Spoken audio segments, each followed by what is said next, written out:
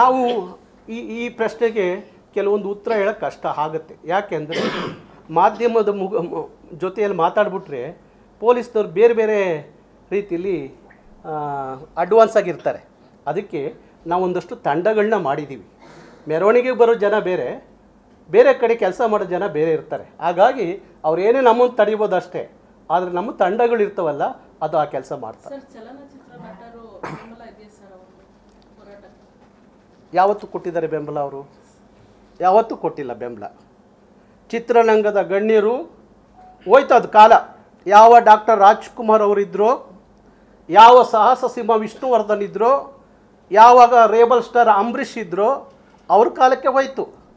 ಈಗ ಇವ್ರು ಏನಿದ್ರು ಕೋಟಿ ಕೋಟಿ ಕನ್ನಡದ ಹೆಸರಿನಲ್ಲಿ, ಸಿನಿಮಾದ ಹೆಸರಿನಲ್ಲಿ ಕನ್ನಡಿಗರ ದುಡ್ಡನ್ನ ವಸೂಲಿ ಮಾಡ್ಕೋತಾರ ಹೊರತು ಇವರಿಗೆ ಯಾವ ಕನ್ನಡದ ಅಭಿಮಾನ ಇಲ್ಲ, ಕನ್ನಡದ ಪ್ರೀತಿ ಇಲ್ಲ, ಕನ್ನಡದ ಕಳಕಳಿ ಇಲ್ಲ. 15 ದಿವಸದಿಂದ ನಾವು ಬೀದಿಲಿ ನಿಂತ್ಕೊಂಡು ಕನ್ನಡ ಕನ್ನಡ ಅಂತ ಬಡ್ಕೋತಾ ಇದ್ದೀವಿ.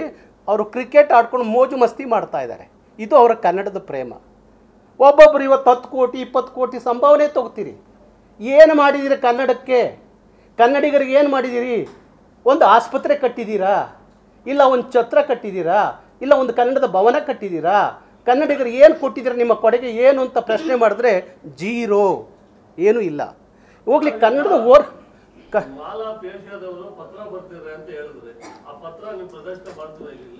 ಪತ್ರನ ಅದು ನಮ್ಮ ವಕೀಲರ ಹತ್ರ ಇದೆ, ನಿಮಗೆ ಬೇಕಾದ್ರೆ ಕೊಡ್ತೀನಿ ಅಲ್ಲ ಕೊಡ್ತೀನಿ. ಯಾಕೆಂದರೆ ಕೋರ್ಟ್ ಡಾಕ್ಯುಮೆಂಟ್ಸ್ ಇದೆ, ಅದು ಈಗ ಕೊಟ್ಟರೆ ಕಷ್ಟ ಆಗುತ್ತೆ. ಅದೇ ಕೊಡ್ತೀನಿ, ಅದನ್ನು ನಮ್ಮ ವಕೀಲರ ಹತ್ರ ಇದೆ, ಕೊಡ್ತೀನಿ, ನಾನು ಪತ್ರ ಕೊಡ್ತೀನಿ. ಹಾಗಾಗಿ ಕನ್ನಡ ಚಿತ್ರರಂಗದವ್ರನ್ನ ಅವ್ರನ್ನ ಕೇಳಿಕೊಂಡೆ. ನಾನೇ ಮೊನ್ನೆ ಎಲ್ಲ ಮಾಧ್ಯಮದ ಮುಖಾಂತರ ಕೇಳಿದೆ. ಇವತ್ತವರೆಗೂ ಒಬ್ಬರು ಮಾತಾಡಿಲ್ಲ.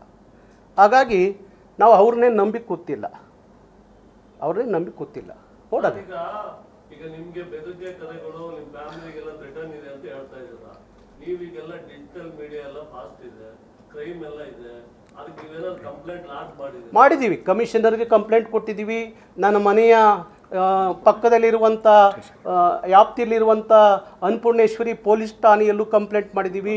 ನನ್ನ ಕಚೇರಿಯ ವ್ಯಾಪ್ತಿಯಲ್ಲಿರುವಂಥ ಉಪ್ಪರಪೇಟೆ ಪೊಲೀಸ್ ಸ್ಟೇಷನಲ್ಲೂ ಕಂಪ್ಲೇಂಟ್ ಕೊಟ್ಟಿದ್ದೀವಿ. ಇನ್ನು ಇವರೆಗೂ ಯಾವುದೇ ಪೊಲೀಸ್ನವ್ರ ಕ್ರಮ ತಗೊಂಡಿಲ್ಲ. ಪೊಲೀಸರು ಕನಿಷ್ಠ ನಮ್ಮ ಪೊಲೀಸ್ ಕಮಿಷನರ್ ಆಗಲಿ, ಪೊಲೀಸ್ ಠಾಣೆ ಇನ್ಸ್ಪೆಕ್ಟರ್ ಆಗಲಿ ಬಂದು ನನ್ನ ಏನು ನಿಮಗೆ ಬೆದರಿಕೆ ಬಂದಿದೆ ಅಂತ ಇವತ್ತವರೆಗೂ ಕೇಳಿಲ್ಲ. ಅದೇನು ಅಂತ ನನಗೆ ಅರ್ಥ ಆಗಿಲ್ಲ. ಯಾಕೆಂದರೆ ಎಲ್ಲ ಪೊಲೀಸು ಮತ್ತೊಂದು ಎಲ್ಲ ದೊಡ್ಡವರ ಜೊತೆಯಲ್ಲಿ ಇರುತ್ತೆ ಹೊರತು ನನ್ನಂಥ ಹೋರಾಟಗಾರರ ಜೊತೆಲಿ ಇರಲ್ಲ ಅಂತ ಭಾವಿಸಿದ್ದೀನಿ. ನೀವು ಹೇಳಿದ್ರಿ ಒಂದು ಮಾತು, ಸೋಷಿಯಲ್ ಮೀಡಿಯಾದಲ್ಲೆಲ್ಲ ವೈರಲ್ ಆಯ್ತು, ಮೊನ್ನೆ ಬಂದಿರೋರು ಹಿಂದೆ ನಾನು ಹೋಗ್ಬೇಕಾ ಅಂತ ಒಂದು ಮಾತು ಹೇಳಿದ್ರು. ಒಂದು ಟೈಮ್ನಲ್ಲಿ ನೀವು ಈ ಸಂಘಟನೆಗೆ ಹೊಸಬ್ರೇ ತಾನೆ?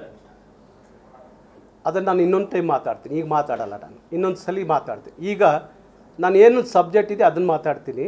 ನಮ್ಮ ಸಂಘ ಸಂಸ್ಥೆಗಳ ವಿಚಾರದಲ್ಲಿ ನೀವು ಒಮ್ಮೆ ಬನ್ನಿ ನನ್ನ ಕಚೇರಿಗೆ, ಅವತ್ತು ಮಾತಾಡ್ತೀನಿ.